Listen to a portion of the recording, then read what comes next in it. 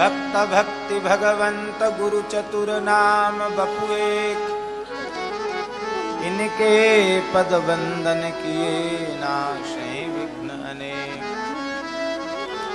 श्री हरिजू आय विराजिए कथा रसिक हरिदास, तुम श्रोता भक्त माल के तब पद रज हम दास। तुम पाछे जो और हो श्रोता हैं रस खान, तिनके सकल मनोरथ पुरबहु श्री भगवान। बार बार पद बंदों श्री नाभा आभा ऐन, जिन काढ़्यो गाभा वेद को श्री भक्त माल रस देन। प्रियादास जू के पद कमल बंदों बारंबार, कीन भक्ति रस बोधिनी टीका अति सुख सार। चार युगन में भगत जे तिनके पद की धूरी, सर्वसु सिर धरि राखी हों मेरी जीवन मूरी।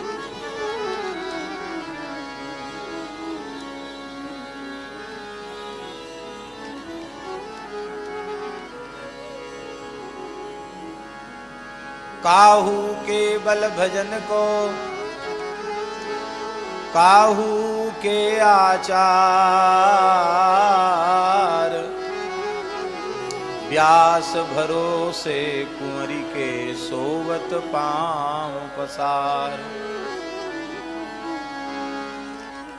जय जय राधा वल्लभ श्री हरिवंश, जय जय राधा वल्लभ श्री हरिवंश।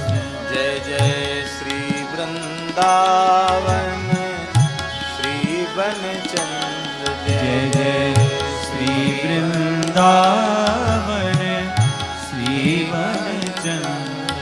जय जय राधा वल्लभ श्री हरिवंश, जय जय राधा वल्लभ श्री हरिवंश।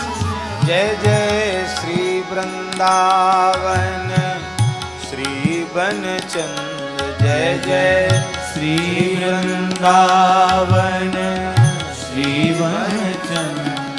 जय जय राधा वल्लभ प्यारो हरिवंश, जय जय श्री वृंदावन श्री बनचंद्र। जय जय राधा वल्लभ श्री हरिवंश, जय जय श्री वृंदावन श्री बनचंद्र। जय जय राधा वल्लभ प्यारो हरिवंश, जय जय श्री वृंदावन श्री बनचंद्र। जय जय राधा वल्लभ श्री हरिवंश, जय जय श्री वृंदावन श्री बनचंद्र। जय जय राधा वल्लभ प्यारो हरिवंश, जय जय श्री वृंदावन श्री बनचंद्र। जय जय राधा वल्लभ श्री हरिवंश, जय जय श्री वृंदावन प्यारो बनचंद्र। जय जय राधा वल्लभ श्री हरिवंश, जय जय श्री वृंदावन श्री बनचंद्र। जय जय राधा वल्लभ श्री हरिवंश, जय जय श्री वृंदावन प्यारो बनचंद्र। श्री राधा वल्लभ लाल की जय। श्री लाडली जू सरकार की जय, श्री हितरास मंडल की जय, महाप्रभु श्री हित हरवंश चंद्र जी महाराज की जय, श्री हित सेवक जी महाराज की जय, श्री स्वामी हरिदास जी महाराज की जय, श्री रसिकाचार्य श्री हरिराम व्यास जी महाराज की जय, श्री रसिक त्रिवेणी की जय, श्री राधा वल्लभी निर्मोही अखाड़े की जय, परम पूज्य श्री महंत जी महाराज की जय, परम पूज्य श्री गोस्वामी जी महाराज की जय, परम पूज्य श्री परमहंस जी महाराज की जय, सब संतन की जय, सब भक्तन की जय, सब विप्रन की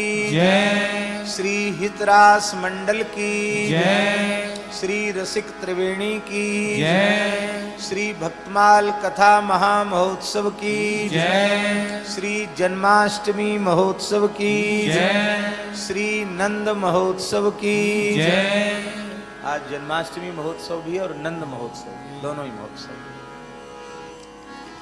जय जय श्री राधे श्री यमुना रसरानी की जय, यज्ञेश्वरी जगत जननी गौ माता की जय, अखिल गोवंश की जय, श्री 84 कोस ब्रजमंडल धाम की जय, जय जय श्री राधे जय जय श्री राधे जय जय श्री राधे। हरिशरणम भक्तवांछा कल्पतरु भक्तवत्सल शरणागत वत्सल श्री राधा वल्लभ लाल जी की महती कृपा करुणा से श्रीधाम वृंदावन में श्री यमुना पुलिन में अवस्थित श्री हितरास मंडल के इस पवित्र दिव्य रास मंडल में श्री जी के दरबार में पूज्य श्री गोस्वामी जी की, पूज्य श्री महंत जी की, पूज्य श्री रसिक माधवदास जी की, पूज्य श्री स्वामी प्रज्ञानानंद जी महाराज की, पूज्य श्री मखान बाबा जी महाराज की और विराजमान पूज्य सभी संतों की मंगलमयी सन्निधि में हम आप सबको रसिक त्रिवेणी के माध्यम से सत्संग लाभ प्राप्त हो रहा है। कल व्यास जी के संबंध में जो भाव श्री नाभा गोस्वामी जी महाराज ने कहे उनका स्मरण छप्पे छंद के माध्यम से किया गया।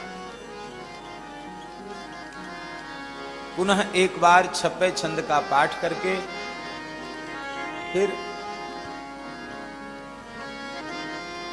यथामति यथा समय चर्चा करेंगे। सामने वाली घड़ी में तो 10:30 बजने वाला है और इधर व्यासपीठ पर जो घड़ी है इसमें 10:10 हो रहे हैं। तो जिस घड़ी का प्रमाण देंगे उसी घड़ी से कथन। सामने वाली ठीक है तब ठीक है।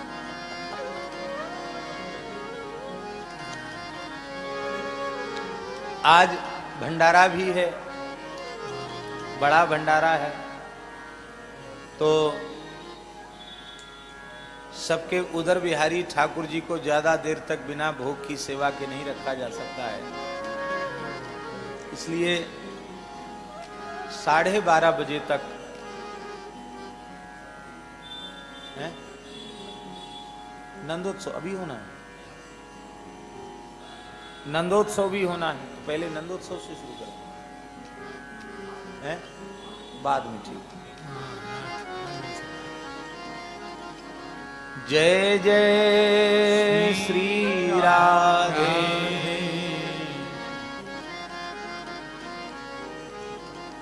उत्कर्ष तिलक अरुदाम को भक्त इष्ट अति व्यास के। उत्कर्ष तिलक अरुदाम को भक्त इष्ट अति व्यास के। उत्कर्ष तिलक अरु दाम को भक्त इष्ट अति व्यास के। उत्कर्ष तिलक अरुधाम को भक्त इष्ट अति व्यास के। काहू के आराध्य मच्छ कच्छ नर हरि सूकर। काहू के आराध्य मच्छ कच्छ नर हरि सूकर। बामन फर साधरण सेतु बंधन जुशैल कर। वामन भर साधरण सेतु बंधन जुशैल कर। एकन के यह नेम नित्य नवधासों ल्याए। एकन के यह नेम नित्य नवधासों लाए। शुकुल सुमोखन सुवन अच्युत गोत्री जुलड़ाए। सुकुल सुमोखन सुवन अच्युत गोत्री जुलड़ाए। नौ गुण तोरी नूपुर गुह्यो महत सभा मधिरास के। नौ गुण तोरी नूपुर गुह्यो महत सभा मधिरास के। उत्कर्ष तिलक अरु काम को भक्त इष्ट अति व्यास के। उत्कर्ष तिलक अरुदाम को भक्त इष्ट अति व्यास के। भक्त इष्ट अति व्यास के। भक्त इष्ट अति व्यास के। कल हम चर्चा कर चुके हैं कि व्यास जी इष्ट मानते हैं श्री राधा वल्लभ लाल जी को और इष्ट के इष्ट मानते हैं संतों को। इष्ट का जो इष्ट होता है उसे अति इष्ट कहते हैं।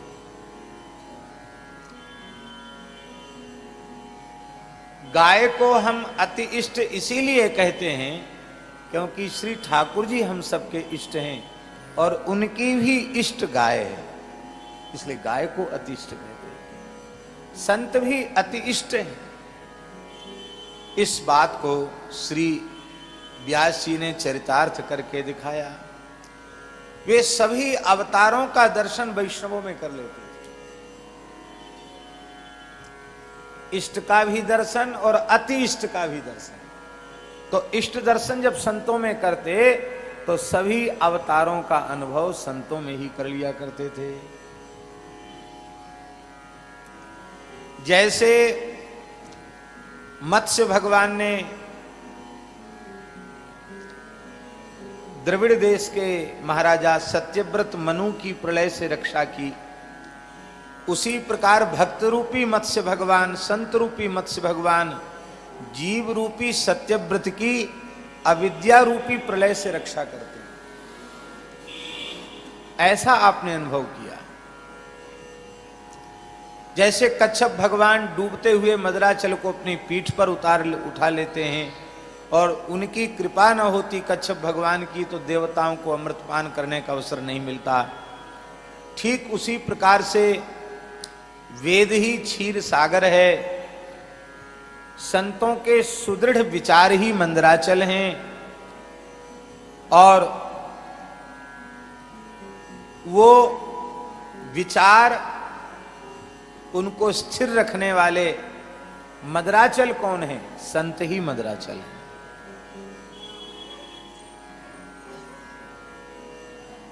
विचारों की परिपक्वता, सिद्धांतों की परिपक्वता बिना संतों की कृपा के संभव नहीं। ये संत न हो तो ये विचार रूपी मदराचल कब रसातल में चला जाए कोई पता नहीं। ये विचार रूपी मदराचल के सुदृढ़ आधार संत रूपी कच्छप भगवान ही हैं। इसका तात्पर्य है जिनके विचारों को संत भगवान रूपी कच्छप का आधार प्राप्त होता है, उन्हीं भाग्यशाली साधकों के जीवन में श्री ठाकुर जी के नाम रूप लीला का अमृत उनको प्राप्त हो पाता है। बिना कच्छप भगवान के अमृत की प्राप्ति संभव नहीं थी। संतों में ही कच्छप भगवान का दर्शन, संतों में ही नृसिंह भगवान का दर्शन। नृसिंह भगवान ने हिरण्यकशिपु का वध करके प्रहलाद की रक्षा की थी। इसी प्रकार से ये भक्त रूपी नृसिंह भगवान अविवेक रूपी हिरण्यकशिपु का वध करके जीव रूपी प्रहलाद जी की रक्षा करते हैं। ऐसा आपने अनुभव किया। भगवान वाराह ने हिरण्याक्ष का वध करके पृथ्वी का उद्धार किया। ठीक इसी प्रकार से संत रूपी वाराह भगवान मोह रूपी हिरण्याक्ष को मार करके बुद्धि रूपी पृथ्वी को का उद्धार करके उसे स्थिर करते हैं। वामन भगवान ने बलि के बड़े हुए अभिमान को नष्ट किया। इसी प्रकार से संत जन स्वयं वामन होकर के, बहुत छोटे होकर के, नम्र होकर के, अहम शून्य होकर के बड़े बड़े से लोगों के अभिमान को चूर कर देते हैं, बस नष्ट कर देते हैं।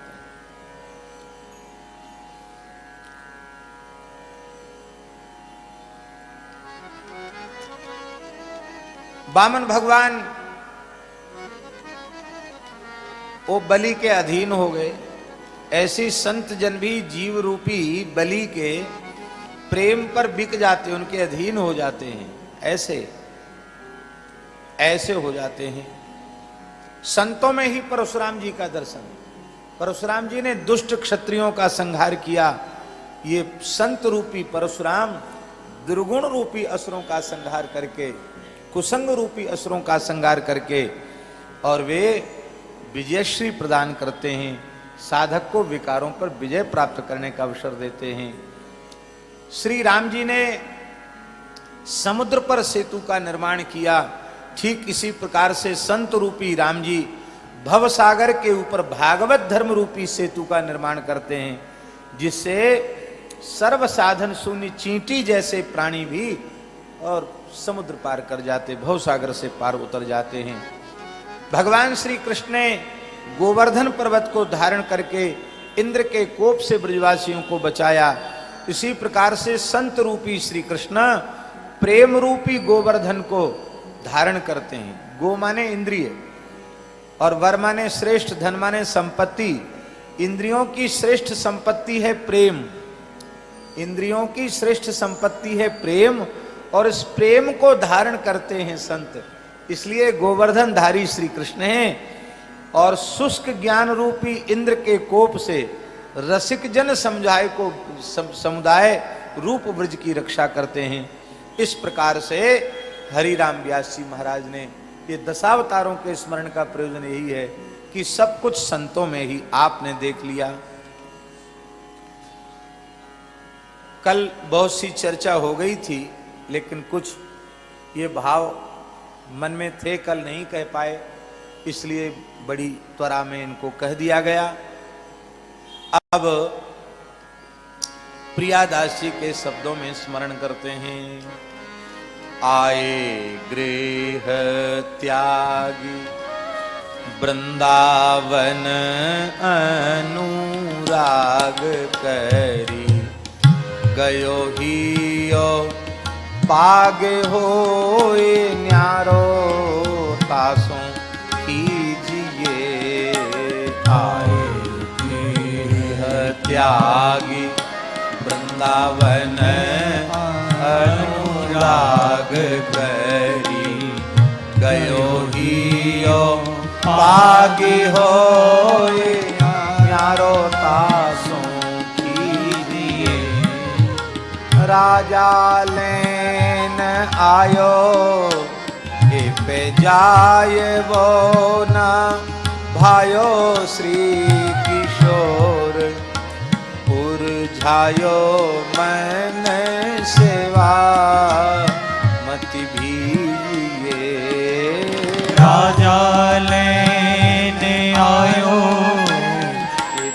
जाए वो न भायो श्री किशोर उर्झायो मन सेवा मति बीजिए चीरा जर कसी शीस चिकनो फिसल जाए लेहु जू बंधाय नहीं आप बांध लीजिए चिया जर कसी चिकनो फिसल जाए लेहु जू बंधाए नहीं आप बांध लीजिए गए उठी कुंज सूधी आई सुख कुंज आए देखो बंध्यो मंजू कही कैसे मुँह पैरी जिए उठी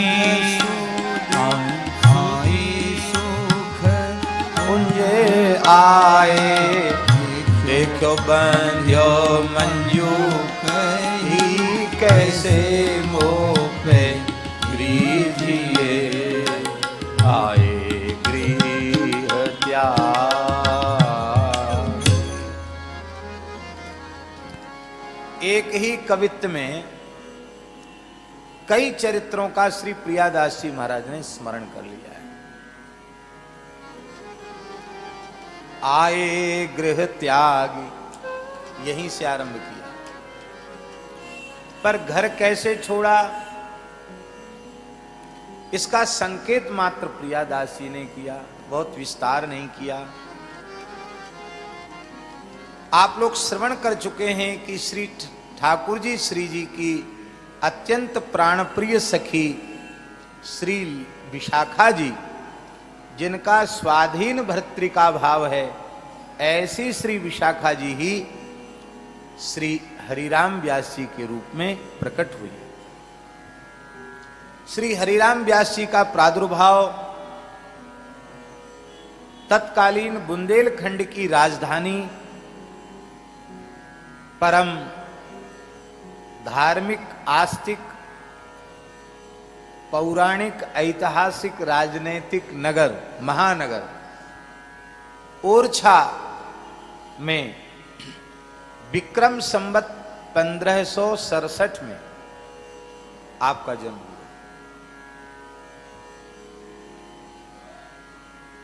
विक्रम संवत 1567 में आपका मार्गशीर्ष कृष्ण पक्ष की पंचमी तिथि को जन्म हुआ। अगहन बदी पंचमी को आपका प्रादुर्भाव हुआ। आपके पिताजी का नाम पंडित श्री सुमोखन जी शुक्ल एवं आपकी माता जी का नाम श्री पद्मावती देवी था, और कोई ऐसा भी कहते हैं कि उनका नाम देविका माता था। एक एक व्यक्तित्व के भी कई बार कई नाम हुआ करते हैं, इसमें भी कोई आश्चर्य नहीं है, दोनों ही ठीक हैं।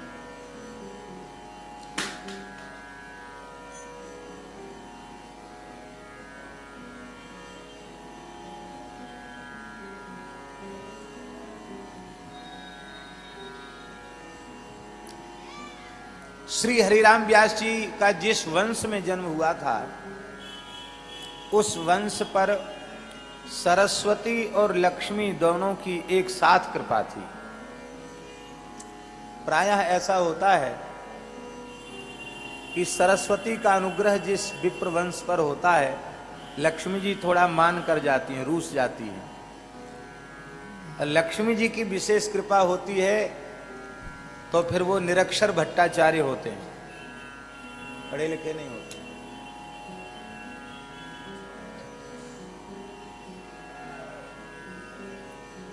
सूरदास जी का एक पद है, ऊधो कर्मन की गति न्यारी। मूर्ख अनपढ़ राज करत हैं, पंडित फिरत भिखारी। सूरदास जी ने लिखा है।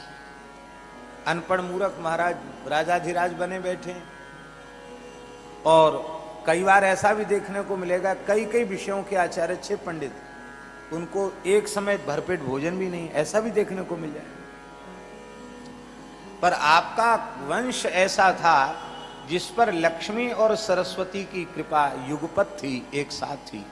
ऐसे कई वंश हुए।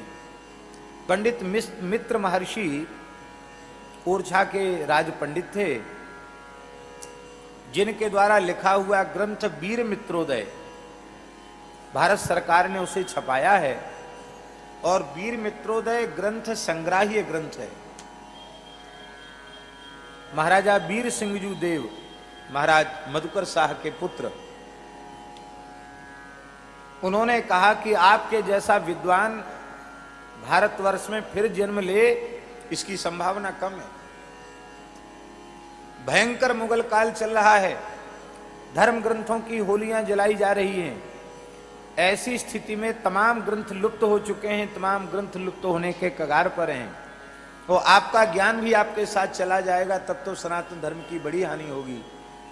आप कोई एक ऐसा ग्रंथ बनाइए जिस ग्रंथ में सांगोपांग सनातन धर्म हो। सनातन हिंदू संस्कृति का कोई ऐसा अंग ना हो जिसकी चर्चा उसमें ना हो। तो आपने बहुत विशाल का एक ग्रंथ बनाया, वीर मित्रोदय। बहुत बड़ा पोथन है महाराज, इतने मोटे मोटे खंड हैं, अलग अलग प्रकाश हैं। तो उसमें मित्र महर्षि ने,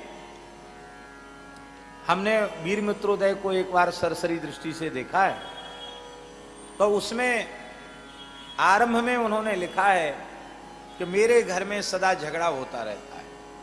श्लोक मुझे याद नहीं है, उसका भाव बोल रहे हैं। मेरे घर में सदा झगड़ा होता रहता, किसमें? बोले सरस्वती और लक्ष्मी में। सरस्वती कहती है हम ज्यादा कृपा करेंगी, लक्ष्मी कहती तुम कैसे, हम ज्यादा कृपा करेंगी। तो दोनों स्पर्धा पूर्वक हमारे ऊपर कृपा कर रही है, ऐसा उन्होंने लिखा। राजाओं के जैसा ऐश्वर्य। उन्हीं मित्र महर्षि ने वीर मित्रोदय में वर्णन किया है, कृष्ण जन्मभूमि में विशाल मंदिर था, और उस मंदिर को मुगलों ने तोड़ा, और उस मंदिर को पुनः निर्माण कराया। पहले मंदिर छोटा था, और उस मंदिर का निर्माण करा, कृष्ण जन्मभूमि मंदिर का महाराजा वीर सिंह देव ने निर्माण कराया। इसका वर्णन उस काल के, उसी काल में जिस काल में मथुरा कृष्ण जन्मभूमि का निर्माण हुआ है, उन्होंने प्रतिष्ठा प्रकाश नामक एक अलग ग्रंथ लिखा है। वीर मित्रोदय का ही एक खंड है, उसका नाम है प्रतिष्ठा प्रकाश। विस्तार से वर्णन है कि कृष्ण जन्मभूमि की कैसे प्रतिष्ठा हुई थी, कैसे मणियों के दीपक थे जिनसे प्रकाश होता था गर्भगृह में, ये उन्होंने वर्णन किया है। और मथुरा के ब्राह्मणों को 81 मन स्वर्ण का दान वीर सिंह देव ने किया था। प्रतिष्ठा में कितना सोना? 81 मन सोने का दान किया था। बाद में उस मंदिर को लूटा गया और उसे तोड़ करके एक इमारत खड़ी कर दी गई, ईदगाह, और उसी के कुछ मलबे से बीच में एक मस्जिद भी बाजार में बनाई गई। ये तो बहुत अच्छी बात है कि इस बार उत्तर प्रदेश सरकार एक बड़े स्तर पर सरकारी तौर पर बहुत सुंदर उत्सव, कृष्ण जन्म का जन्मोत्सव, त्रिदिवसीय उत्सव मना रही है। स्वयं मुख्यमंत्री भी उपस्थित रहेंगे और बहुत भव्य तरीके से भारतवर्ष के विश्वस्तरीय बड़े बड़े कलाकार भी आ रहे हैं। और पहली बार हम समझते हैं कि सरकारी तौर पर इतना विशाल उत्सव भगवान श्री कृष्ण के प्राकट्य का मथुरा में मनाया जा रहा है। तो कहने का आशय यह है कि ऐसे भी पवित्र वंश हमारे भारतवर्ष में हुए हैं जिन पर लक्ष्मी और सरस्वती की समान कृपा। आपका समय से 7 वर्ष की आयु में यज्ञोपवीत संस्कार आपका संपन्न हुआ। और अपने विद्वान पिता के ही पास आरंभिक शिक्षा आपने प्राप्त की। बाद में आप काशी चले गए, व्यास जी महाराज, और अवतारी पुरुष तो थे ही।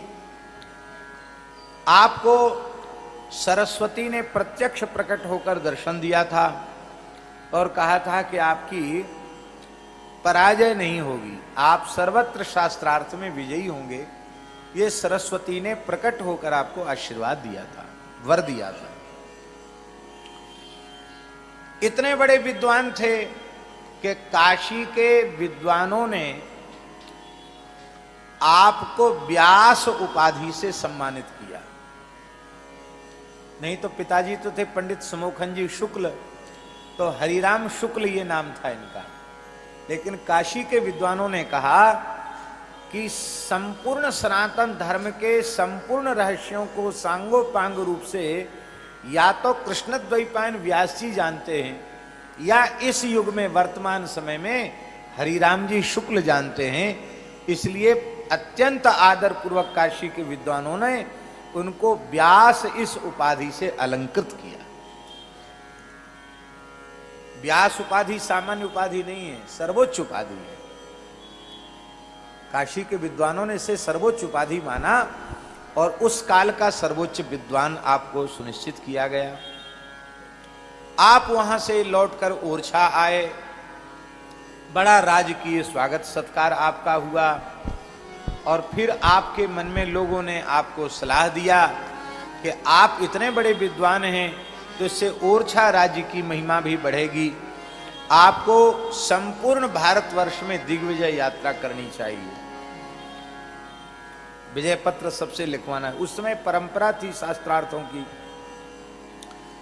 लेकिन ये शास्त्रार्थ करने तो आए नहीं थे, ये तो वृंदावन में रसधारा बहाने के लिए आए थे। आप विचार करने लगे, विचार करते करते अपने हितैषियों के साथ विचार करते करते इस निर्णय पर पहुंचे कि बहुत लंबा समय बीत जाएगा, पूरे देश में दिग्विजय यात्रा करने पर। काशी विद्वानों की नगरी है, काशी के विद्वानों को चुनौती दी जाए और काशी के समस्त विषयों के विद्वानों को परास्त करके यदि वहां से विजय पत्र मिल जाए तो फिर पूरे देश में दिग्विजय यात्रा करने की आवश्यकता नहीं है, दिग्विजय यात्रा मान ली जाएगी। और ऐसा था भी, काशी में विजय हो गई, सर्वत्र विजय हो गई। आप काशी पधारे। हमारे धर्म संघ वाले गुरु जी कहते थे, बड़ा धोता बड़ा पोथा पंडिता पगड़ा बड़ा। वो कहते थे कि पुराने पंडितों का ज्ञान तो होता ही था, उनका तामझाम इतना बड़ा होता था कि सामने वाला उनका तामझाम देख के ही, जिसको कहते हैं ना होपलेस हो जाना है, तामझाम देख के, वो तामझाम देख के वो आधा तो हतोत्साहित हतप्रभ हो जाता था। तामझाम देख के बड़ा धोता बड़ा पोथा पंडिता पगड़ा बड़ा। महाराज ओरछा नरेश ने पालकी भेजी, पालकी में बैठ करके आप पधारे और हाथी घोड़ा बैलगाड़ियों में ग्रंथ, इसलिए ग्रंथ के शास्त्रार्थ होगा तो कहेंगे किस ग्रंथ में लिखा है, पंडित लोग श्लोक बना लेते हैं, तो ग्रंथ को खोल करके श्री वृंदावन बिहारी लाल की जय। 12 घाट वाले महाराज जी आए, आगे पधारें प्रभु।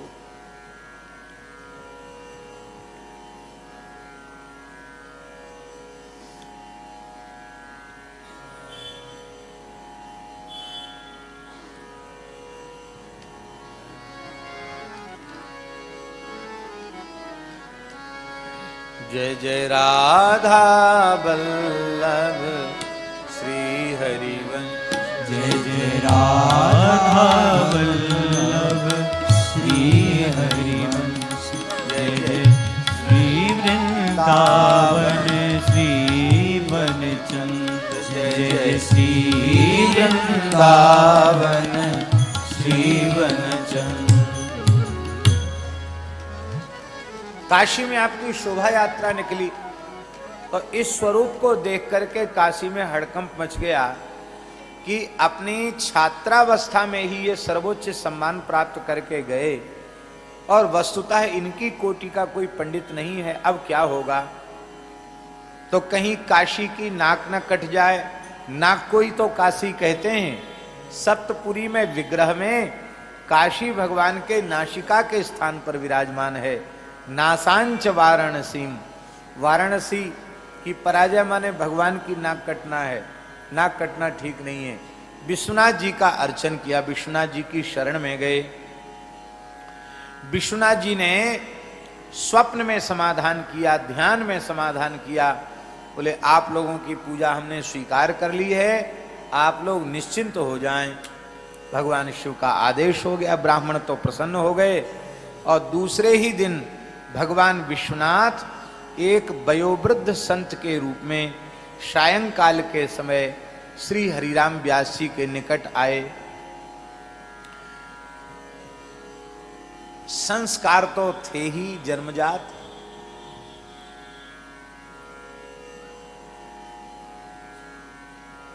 गौ ब्राह्मण संतों का समादर करना चाहिए, ये संस्कार तो जन्म से ही प्राप्त थे।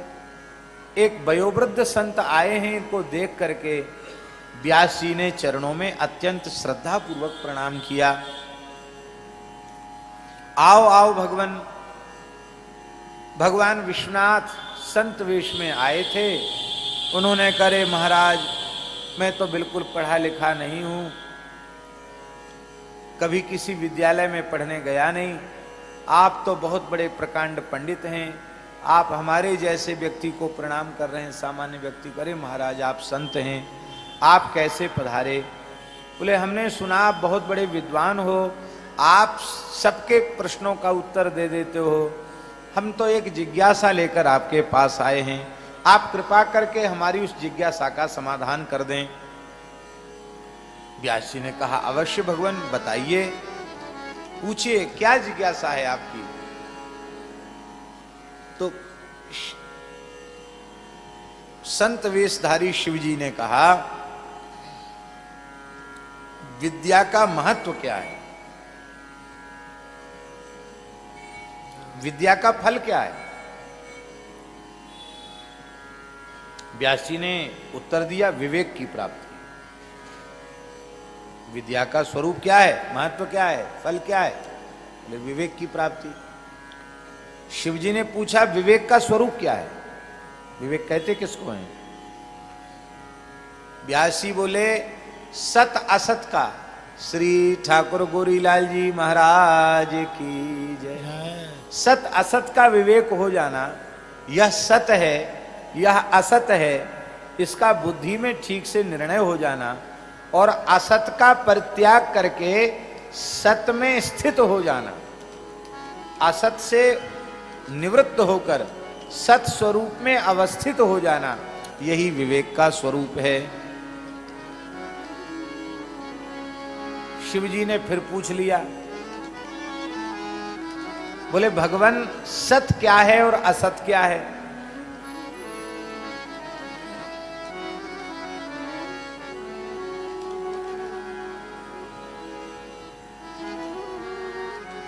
व्यास जी ने कहा श्री वृंदावन बिहारी लाल की जय। जय जय श्री राधे। जय जय राधा वल्लभ श्री हरिवंश। जय जय राधा वल्लभ। जय जय श्री वृंदावन श्री। जय जय श्री वृंदावन श्री। जय जय राधा वल्लभ श्री हरिवंश। जय जय राधा वल्लभ श्री हरिवंश। जय जय श्री वृंदावन श्री वनचंद्र। जय जय श्री वृंदावन श्री वनचंद्र।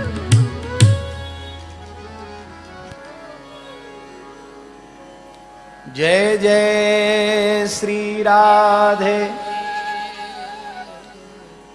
संत वेशधारी शिवजी ने पूछा कि सत और असत का स्वरूप क्या है? सत किसको कहते हैं, सत किसको कहते हैं? व्यास जी ने कहा भगवान सत्य स्वरूप हैं, उनका नाम रूप लीला सब सत्य है, और भगवद अतिरिक्त यह नाशवान प्रकृति सब असत्य है। भगवान के अतिरिक्त जो कुछ है सब मिथ्या है, असत है, परिवर्तनशील है। सत हरि भजन जगत सब सपना। तो शिवजी ने कहा कि तो फिर आपने विद्या पढ़कर विवेक की प्राप्ति कर ली, आपको सत असत का ज्ञान हो गया, क्या आपने असत को त्याग कर सत को स्वीकार कर लिया है? और यदि नहीं है तो आपका ये प्रकांड पांडित्य व्यर्थ है।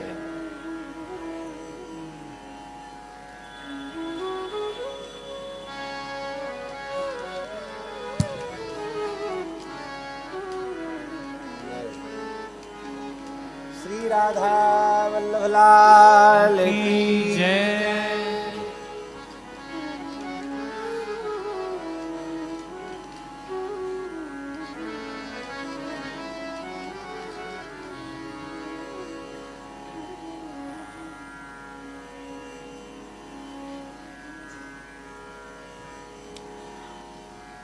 शिवजी बोले कि अब तक तो हमारे मन में ग्लानि होती थी कि हम तो बिना पढ़े लिखे रह गए, खाली राम राम करते रहते हैं, लेकिन अब पता चला आप इतने बड़े पंडित होकर के भी और आप को विवेक नहीं मिला, सत असत की परिभाषा जानकर भी असत को त्याग नहीं सके, सत को ग्रहण नहीं कर सके, तो इससे अच्छे तो हम बिना पढ़े लिखे ठीक है, कम से कम राम राम तो करते हैं। शास्त्रार्थ में ब्राह्मणों को अपमानित करना, और आप जानते हैं कि ब्राह्मणों का अपमान उनका वध है, तो जितने ब्राह्मणों का अपमान होगा उतनी ब्रह्महत्या का पाप लगेगा। तो ये प्रतिष्ठा सूकरी विष्ठा का अर्जन करने आए हैं, आप भजन करने आए हैं, सावधान हो जाइए। एकांत में यह संवाद था। व्यास जी को पहचानने में देर न लगी, यह कोई सामान्य संत नहीं है, मेरे ऊपर अतिशय अनुग्रह करने के लिए ही पधारे। व्यास जी ने तत्काल चरण पकड़ लिए, रोने लगे, भगवान आप अनुग्रह करें, आप कौन है, अपना परिचय प्रदान करें। जैसे ही प्रार्थना की, साक्षात भूत भावन विश्वनाथ प्रकट हो गए। बोलो काशी विश्वनाथ भगवान की। भगवान शिव प्रकट हो गए।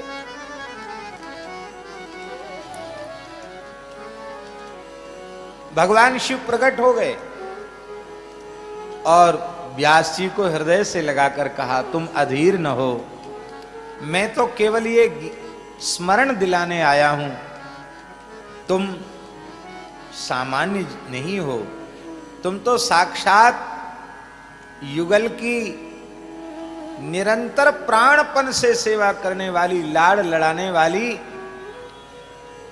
सहचरी श्री विशाखा जी हो।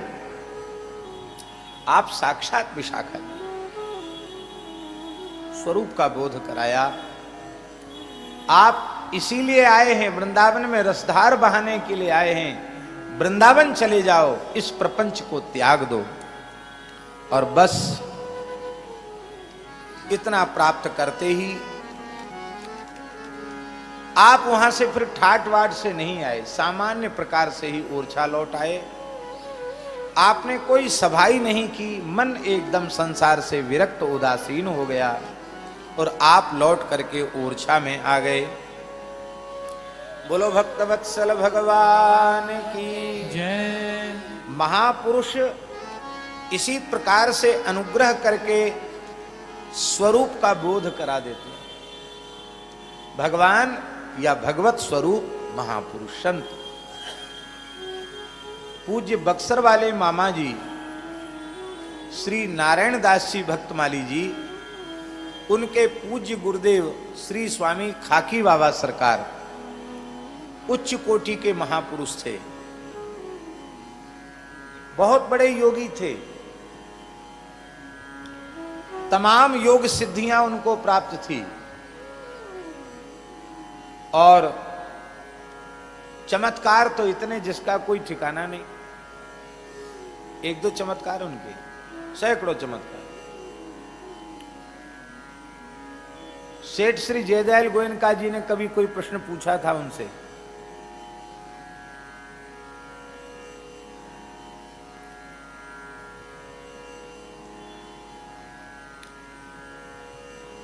और वो प्रश्न इसी संबंध में था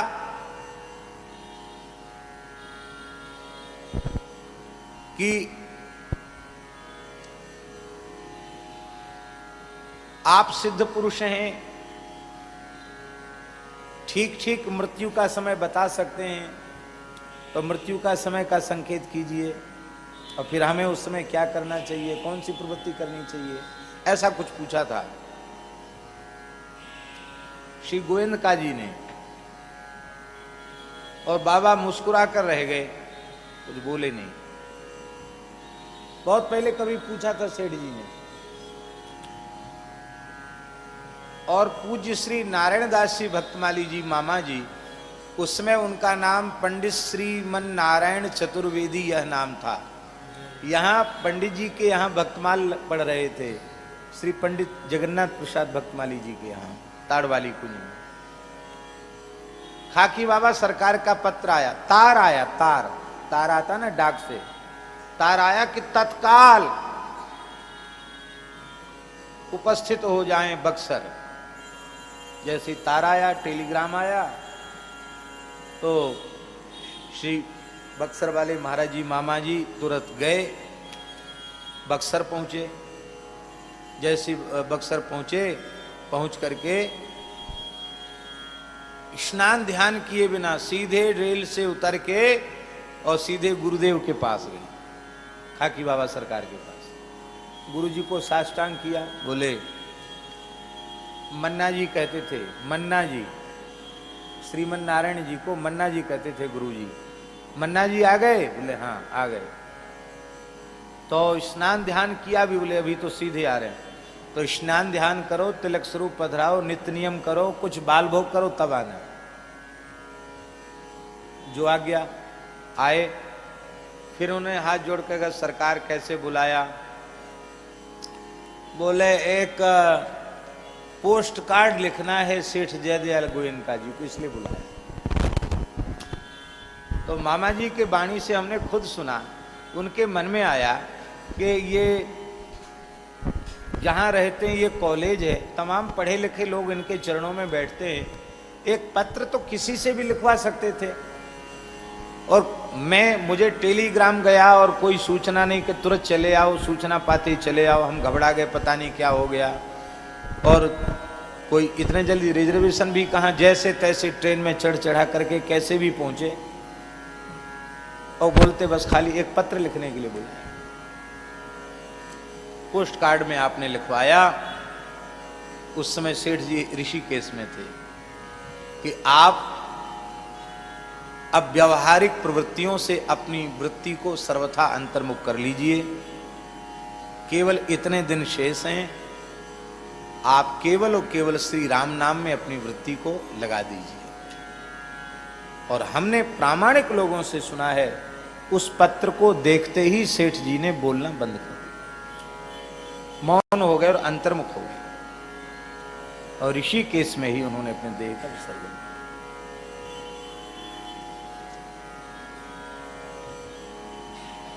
एक बेचारी गरीबनी माई का बच्चा मर गया। डॉक्टरों ने कह दिया कि अब ये गया, नाड़ी वाड़ी छूट गई, खत्म, कुछ नहीं, ले जाओ, मिट्टी है। वो रोती चिल्लाती आई बाबा के पास। बाबा लंबे थे पूरे, वो खड़ाऊं के सहित उसकी छाती पर पैर रख के खड़े हो गए। बच्चा कितना बड़ा होगा? 2-4-5 साल का बच्चा था, 2.5-3-4 वर्ष का बच्चा होगा। इतना लंबा चौड़ा उनका शरीर, वो खड़ाऊ के बल खड़े हो गए। तो जो बेचारे लेके गए थे उनके मन में तो ये जरूर आया कि कथनचित कहीं कोई सांस रही भी होगी बच्चे में, तो वो भी पूरी हो गई होगी। बाबा ने ऐसा काम किया और बाबा खड़े भये उसके ऊपर और तुरंत उतर गए और बच्चे ने आंख खोल दी, उठ के बैठ गया। कहता भूख लगी, खिचड़ी खाऊंगा। बोले ले जा इसको। ऐसे तो सैकड़ों घटनाएं थी। जर्मन से कुछ शोधकर्ताओं का दल देश में उस काल में घूम रहा था, भारतवर्ष के योगियों की तलाश में। पर जहां जहां वो लोग गए उनको सब जगह कुछ न कुछ पाखंड ही समझ में आया। जब बाबा के पास गए तो भादों का महीना था, बक्सर में गंगा जी का पाट कितना बड़ा है देखा होगा आप लोगों ने। तो बाबा हंसने लगे, बोले देखो भारतवर्ष में एक से एक सिद्ध पुरुष हैं, भारतवर्ष की निंदा तो लिखना नहीं, लेकिन यदि तुमको योग सिद्धि देखना है तो देख लो। तो बाबा जैसे थे वैसे गंगा जी पर, जैसे लोग धरती पर चलते हैं ना, ऐसे पार करते हुए गंगा जी पे पट पट, खड़ाऊ उतारी भी नहीं, खड़ाऊ सहित गंगा जी को उधर चले गए।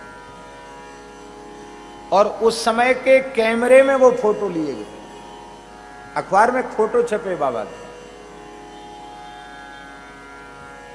बाद में उन्होंने कहा, योगियों को अधिकार होता ना अग्नि जल पवन आदि पर, गंगा जी को कहा मार्ग दे दो, तो गंगा जी के बीच में से सूखा सूखा हो गया। इधर दीवार बन गई पानी की, इधर बीच में से खाली, बाबा निकल गए। साष्टांग प्रणाम, बड़े सिद्ध पुरुष थे बाबा। बहुत घटनाएं हैं उनकी, पर आरंभिक जीवन में वे त्यागी तपस्वी तो बहुत उच्च कोटि के थे, भक्त भी उच्च कोटि के थे, सब कुछ था उनमें, सर्वगुण संपन्न थे। पर ये माधुरी रस की भक्ति, इसके प्रति उनका बिल्कुल भाव नहीं। वो कहते थे भगवान ने पुरुष बनाया, तो वहां की भाषा में कहते मेहरारू बनना ये कोई अच्छी बात है? ये स्त्री अपने को मानना ये ठीक नहीं।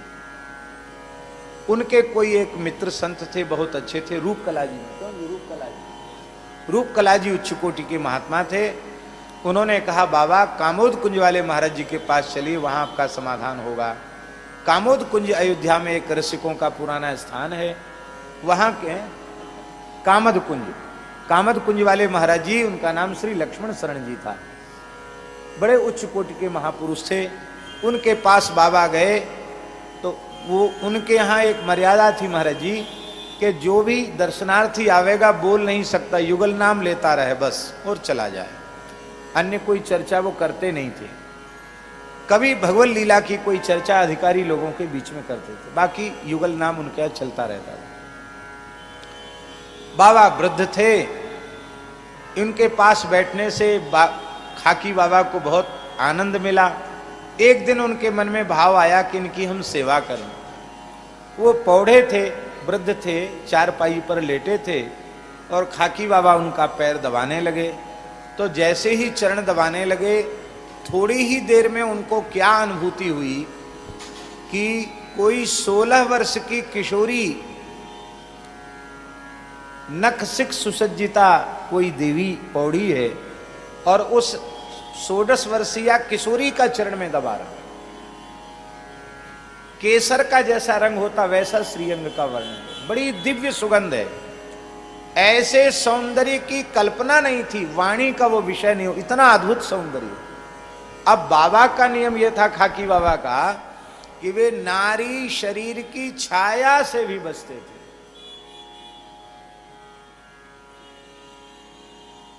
स्पर्श की बात तो बहुत दूर है, छाया से बचते थे। छूने की बात तो कहते थे छूना नहीं, कंचन और कामनी के स्पर्श से बिल्कुल विमुक्त थे बाबा। तो बाबा घबराए। बाबा ने घबराकर जैसे ही अपना हाथ अलग किया तो उनके आश्चर्य का ठिकाना नहीं रहा। वो स्वयं भी 16 वर्ष की किशोरी के रूप में बदल गए। अब उनको घबराहट हुई कि अरे ये हुआ क्या, मेरा सब जटा जूट और वो सब कहाँ गायब हो गया, ये दाढ़ी मूछ सब महात्मा का वेश कहाँ गायब हो गया, ये कैसे हो गया। एकदम रोमांचित से हो गए। अब सोचने लगे कि मैं जग रहा हूं, सो रहा हूं, ध्यान में अनुभूति हो रही है या स्वप्न देख रहा हूं, क्या है, कुछ निर्णय नहीं कर पा रहे थे। तब तक श्री लक्ष्मण शरण जी अपने सिद्ध स्वरूप में, उसी किशोरी स्वरूप में उठे और हाथ, दाहिना हाथ पकड़ करके कहा, अपने स्वरूप का स्मरण करो, तुम तो प्रिया अली हो। क्या कहा? तुम तो प्रिया अली हो। और फिर प्रिया अली के भाव में ही बक्सर वाले मामा जी के गुरुदेव प्रतिष्ठित हो। और प्रायः हमने ऐसा सुना है संतों से कि प्रिया अली जी के ही स्वरूप का अनुसंधान, उसी भाव में श्री खाकी बाबा सरकार निरंतर रहते थे। और किन्हीं किन्हीं अधिकारियों को सैन के समय उनकी उस झांकी की झलक भी मिल गई। ऐसा होता है। अरे बहुत दूर की बात नहीं है, गौरी सोमनाथ मंदिर है इधर नर्मदा क्षेत्र में, पूज्य श्री वेणु मनोज कुंज वाले महाराज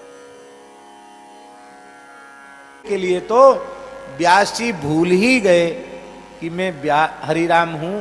थोड़ी देर के लिए तो उन्हें अनुभूति हुई कि मैं, जब शिवजी ने कहा कि तुम तो साक्षात विशाखा हो, तो उन्हें अनुभूति हुई कि मैं विशाखा स्वरूप में ही हूं।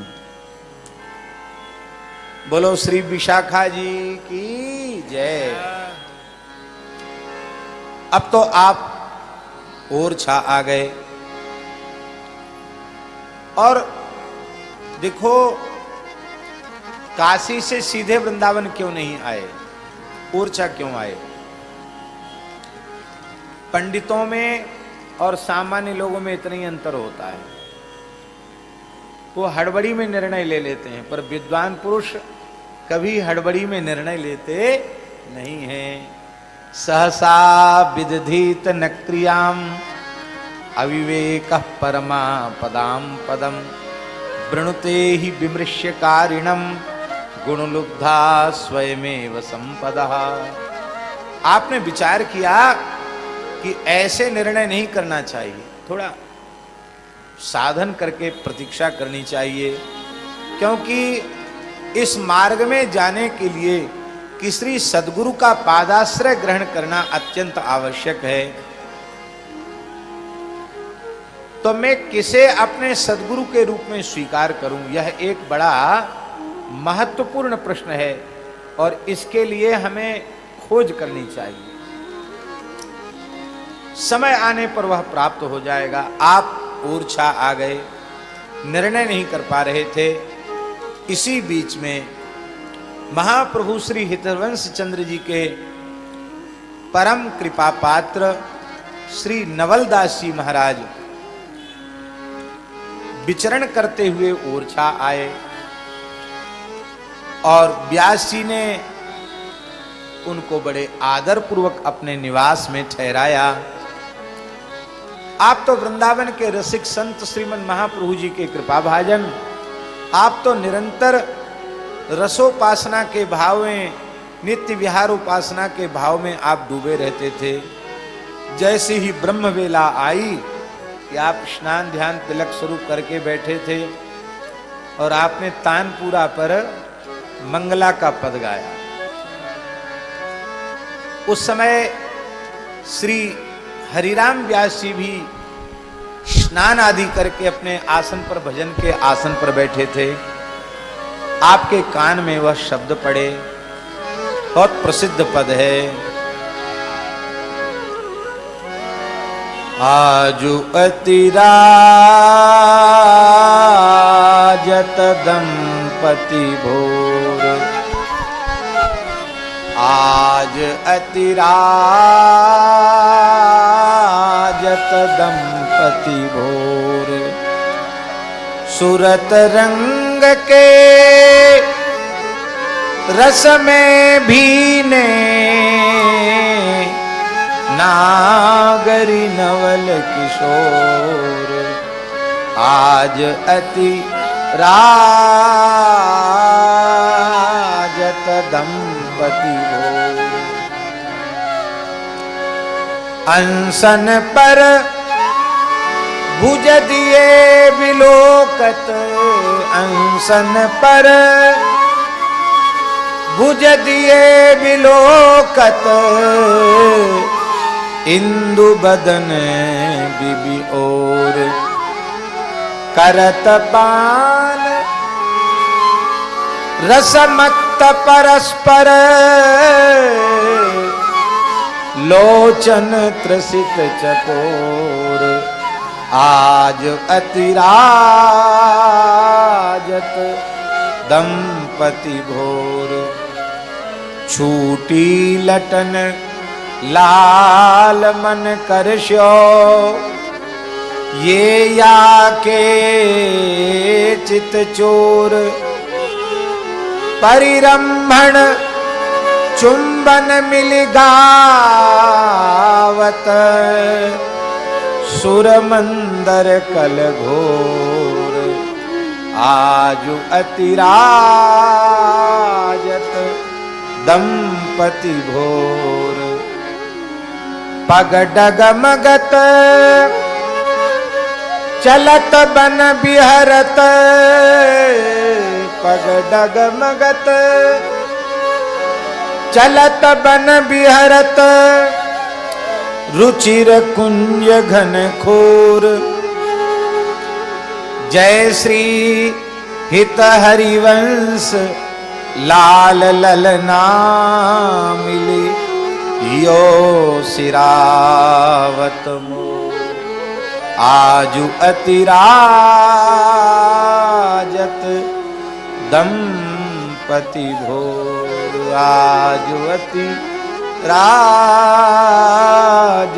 दंपति भोर। आखिर तो व्यासी हैं तो वही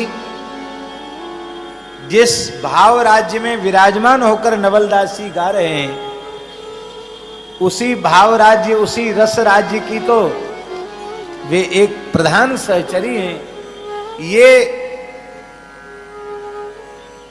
प्रथम रस का पद व्यासी के कान में जैसे ही पड़ा, आपको अकस्मात देह में अष्ट सात्विक भाव प्रकट हो गए, अश्रुकंप पुलक आदि भाव जागृत हो गए, बहुत ही आनंद विह्वल हो गए। आप बैठ नहीं सके। नवलदास जी के मानसी सेवा से उठने के बाद रोते हुए आपने चरण पकड़ लिए और कहा कि ये हित हरिवंश जी कौन महापुरुष हैं जो इस प्रकार की उपासना की भावना में डूबे रहते हैं, हम इनका दर्शन करना चाहते हैं। तब श्री नवलदास जी ने श्री हित हरिवंश महाप्रभु की महिमा का वर्णन किया और आपने निश्चय कर लिया कि इन्हीं को हम अपने सद्गुरु के रूप में स्वीकार करेंगे। निश्चित ही श्री ठाकुर जी श्री जी ने मेरी पीड़ा को जान करके अपने कृपा प्रसाद के रूप में यहां नवलदास जी को भेजा और नवलदास जी ने इस पद के माध्यम से हमें संकेत कर दिया कि तुम्हें किनके चरणाश्रित होना है। आप श्री वृंदावन आ गए। वृंदावन आए तो सीधे श्री हित हरिवंश महाप्रभु के ही चरणों में पहुंचे। कैसा समय रहा होगा, घनघोर जंगल था। आज के 50 वर्ष पहले जिन्होंने वृंदावन का दर्शन किया है, 50 वर्ष में और अब में कितना अंतर हो गया। अरे 50 वर्ष की बात तो बहुत दूर की बात है। हमें 81-82 का महाराज जी स्मरण है। 81-82 से अब में कितना अंतर है। रमण रेती में तो बहुत समय तक लोगों ने अनुभव किया, वहां क्या रज थी, कैसे सब बैठ करके महात्मा लोग वहां लोग रज में कुछ न कुछ खेलते थे, बनाते थे। अब वहां सब समाप्त हो गया। परकम्मा जब तक कच्ची थी, रजई रज थी, तब तक बहुत सुख था, बहुत आनंद था। अब पक्का हो गया, सब मकान बिल्डिंग बन गई। उस समय क्या स्थिति रही होगी, लगभग 500 वर्ष पुरानी बात है। तो वहां जाकर के उन्होंने देखा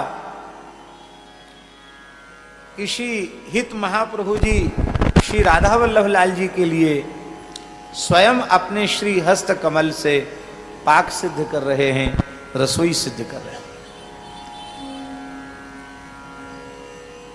श्री सिंहपौर हनुमान जी महाराज की जय। जय जय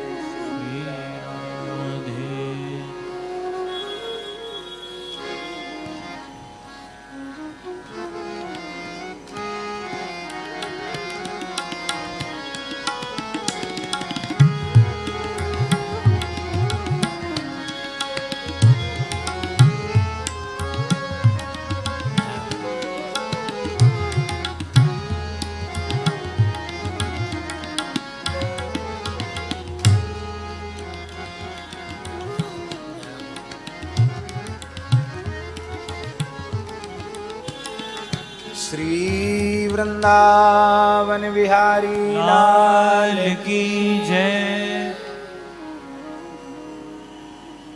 आपने प्रणाम किया और बड़ी विनम्रता से कहा कि मैं आपसे कुछ शास्त्र वार्ता करना चाहता हूं। विद्वान है ना, आपने कहा मैं आपसे कुछ शास्त्र वार्ता, शास्त्रीय चर्चा करना चाहता हूं। आपने कहा कि इसमें हम सेवा में व्यस्त हैं। बोले हम तो आपके लिए ही आए हैं, बड़ी व्याकुलता लेकर आए हैं, बड़ी तीव्र जिज्ञासा लेकर आए हैं, जैसी फिर आपकी इच्छा। तब हित महाप्रभु जी ने अत्यंत उदारता पूर्वक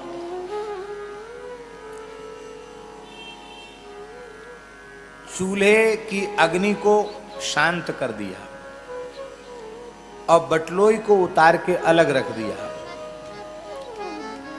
और बड़ी सहजता से रज में ही विराजमान हो गए।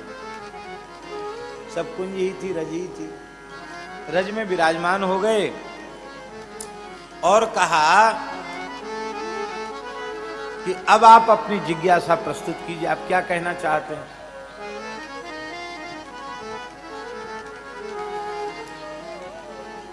पढ़े लिखे लोगों में तर्क वितर्क अधिक होता है, उनकी बुद्धि सूक्ष्म होती है, तो वो तर्क करते हैं, तर्कशील बुद्धि होती है। व्यास जी बोले कि हम जो कुछ पूछने आए थे वो तो अब पीछे पूछेंगे। आपकी इस विलक्षण क्रिया को देखकर हमारे मन में एक प्रश्न जग गया है। हमारे यहाँ शास्त्र में प्रसिद्ध है, एका क्रिया द्व्यर्थ करी प्रसिद्धा, आम्राश्च सिक्ताः पितरश्च प्रीणिता। किसी को तर्पण करना था तो आम के छोटे छोटे पौधे लगाए गए थे, तो वे विद्वान तर्पण करने आम के पौधों में बैठ गए। सुना जाता वो विद्वान और कोई दूसरे नहीं थे, चाणक्य ही थे, हैं? चाणक्य ही थे। तो पूछने वाले प्रेक्षक ने पूछा कि आम के पौधों में तो तर्पण करने की कोई विधि नहीं है, आप क्यों कर रहे हैं? तब उन्होंने कहा, एका क्रिया द्व्यर्थ करी प्रसिद्धा, आम्राश्च सिक्ताः पितरश्च प्रीणिताः। पंडित लोग ऐसी क्रिया करते एक काम से कई काम बन जाएं। आम के आम सिंच गए, उनको में सिंचन हो गया जल का, और पितर भी तृप्त हो गए। तो ऐसे ही अग्नि चैतन्य रहती, बटलोई में जो कुछ सिद्ध हो रहा था वो भी सिद्ध होता रहता, और आप हमसे चर्चा भी करते रहते, बीच बीच में उधर भी थोड़ा ध्यान दे लेते। आपकी अपरस सेवा में तो हम विक्षेप कर नहीं रहे थे, वो दोनों काम हो जाते। अब यहाँ चर्चा में समय लग जाएगा, वो काम तो आपका छूट जाएगा। तो दोनों काम एक साथ क्यों नहीं किए? एक काम को विराम क्यों दे दिया? क्यों? क्योंकि रसोई बनाना ये हाथ का काम है, और हमारे प्रश्न को सुनना ये कान का काम है, और बोलकर उत्तर देना ये जिह्वा का काम है। तो इतना तो हो ही सकता था, बीच बीच में थोड़ा एक क्षण के लिए ध्यान दे लेते और सब काम करते रहते। ऐसा क्यों किया आपने? श्री महाप्रभु जी ने कहा, यह जू एक मन बहुत ठौर करी, केहि कौने सचु पायो।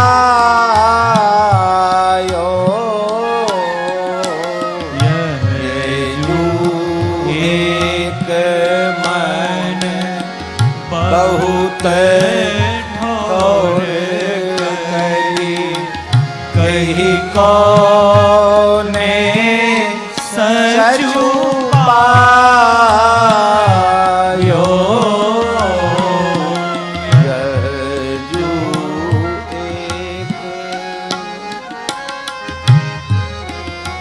यह मन एक है, इसको बहुत ठौर पर, बहुत स्थानों पर लगाने से कहीं भी सत्य वस्तु मिलेगी नहीं, इसलिए एक जगह मन को लगा दो।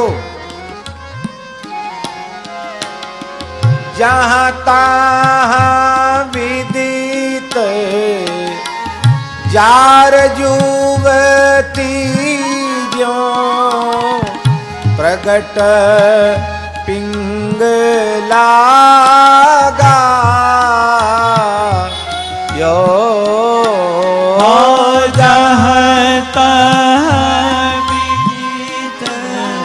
जार जुवती जो प्रगट पिंगला यो।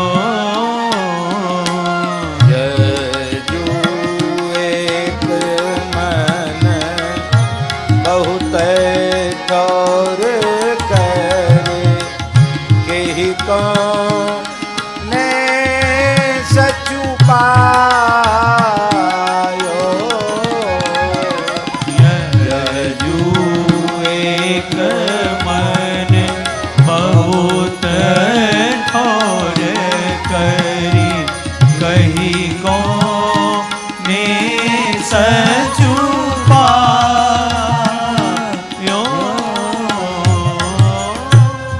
पिंगला का उदाहरण दिया है। जब तक अनेकों में मन लगाती रही तब तक उस जार युवती पिंगला को कहां सुख मिला। सब ओर से मन हटाकर एक भगवान में, अंतर्यामी में मन लगा दिया तो सुखम सुस्वाप पिंगला, सुखपूर्वक शयन कर गई पिंगला। इसलिए अपने मन को एक जगह लगाना चाहिए। यहाँ भी लगाओ, वहां भी लगाओ और वहां भी लगाओ, फिर कहो कि शांति मिल जाए। कहां से मिलेगी?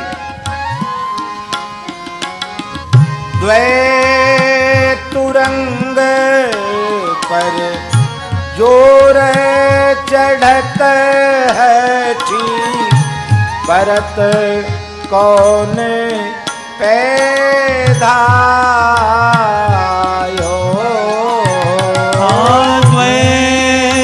तुरंग पर जोर चढ़त हठी, परत कौन पैधायो।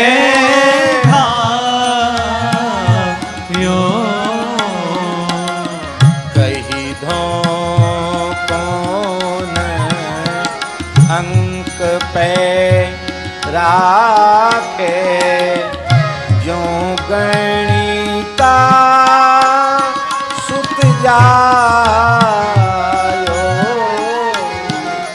कही धो अंक पे राखे, जो गणिका सुत जायो।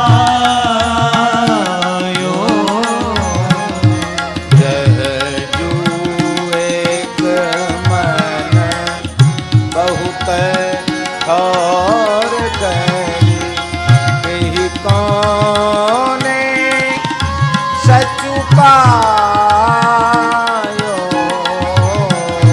यजू एक मन बहुत ठौर करी, कही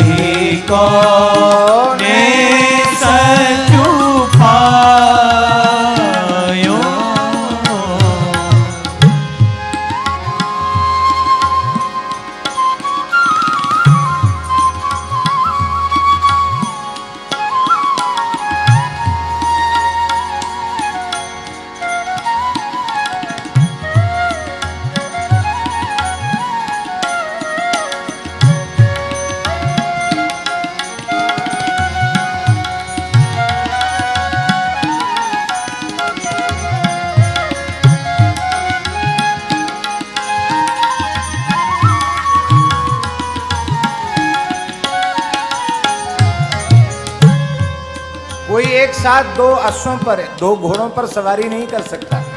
हठपूर्वक दो घोड़ों पर एक साथ कैसे चढ़ सकता है? गणिका के पुत्र को गोद कौन लेगा? पता नहीं किसका है। बाप का ठिकाना हो तब तो कोई गोद पर ले।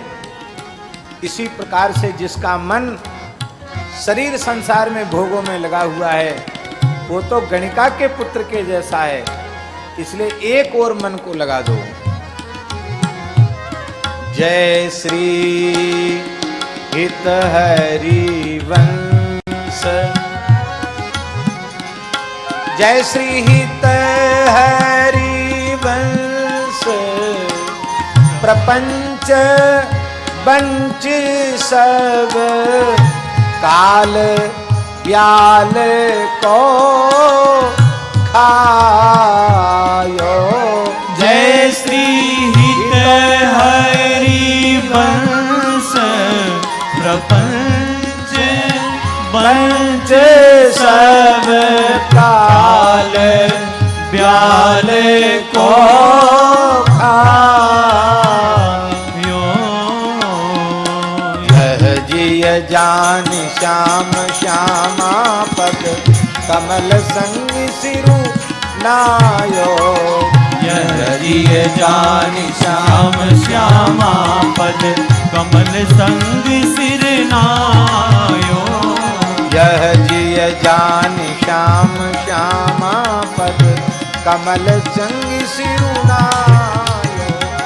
यह जिय जान श्याम श्यामा पद कमल संग सिर नायो। यह जो एक मन बहुत ठौर करी, कही कौने सचु पायो। यह जो एक मन बहुत ठौर करी, कही कौने सचु पायो। श्री हरिवंश जी कह रहे हैं ये सब प्रपंच को छोड़ दो, क्योंकि सब काल व्याल का खाया हुआ कलेवा है, ग्रास है। ऐसा हृदय से मैंने स्वीकार करके श्याम श्यामा पद कमल संगी, महाराज जी, श्याम श्यामा पद कमल संगी, श्याम श्यामा के चरण कमलों के संगी जो रसिक जन हैं, उनके चरणों में हमें अपना सिर झुका दिया है। अर्थात अपना आत्मनिवेदन रसिकाचार्यों के चरणों में कर दिया है। बस सब समाधान हो गया। न जाने कौन कौन से प्रश्न सोच के आए थे कि ये भी पूछूंगा, ये भी पूछूंगा, वैष्णव धर्म के बारे में पूछूंगा, सब चीज पूछूंगा, लेकिन अब कुछ पूछने की आवश्यकता न रही। दिव्य समर्थ महापुरुषों के एक वाक्य से ही अविद्या नष्ट हो जाती। और ये अपने साधन से नहीं होता है, ये आचार्य समर्थ आचार्यों के अनुग्रह से होता है। जैसे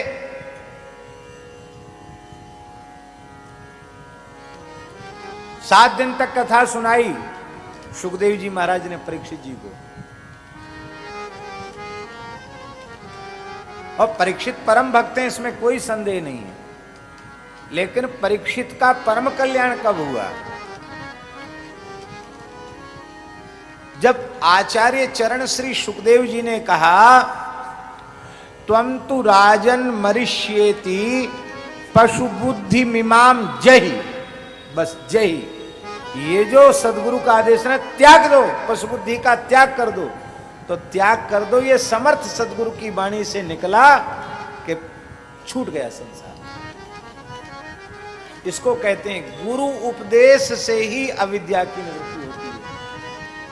श्रम से, विद्या से, बुद्धि से शास्त्र का बोध तो हो जाएगा,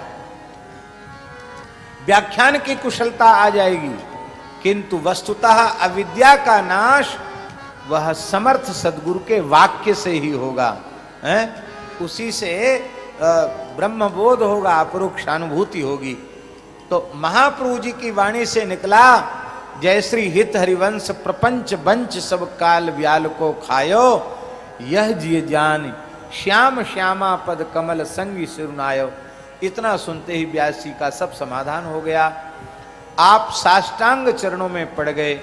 और आपने प्रार्थना किया कि अब हमें कहीं भटकना नहीं है, अब तो हमें जहां पहुंचना था वहां हम पहुंच गए और अब कोई प्रश्न ही नहीं रहा। तो अब जब तक प्रश्न थे तब तक समाधान की बात थी, अब प्रश्न ही समाप्त हो गए तो सब समाधान ही हो गया। अब तो आप कृपा कर दें। तब आपने अत्यंत कृपा पूर्वक निज मंत्र उन्हें प्रदान किया और प्रदान करके कृतार्थ कर दिया। बोलो भक्तवत्सल भगवान की।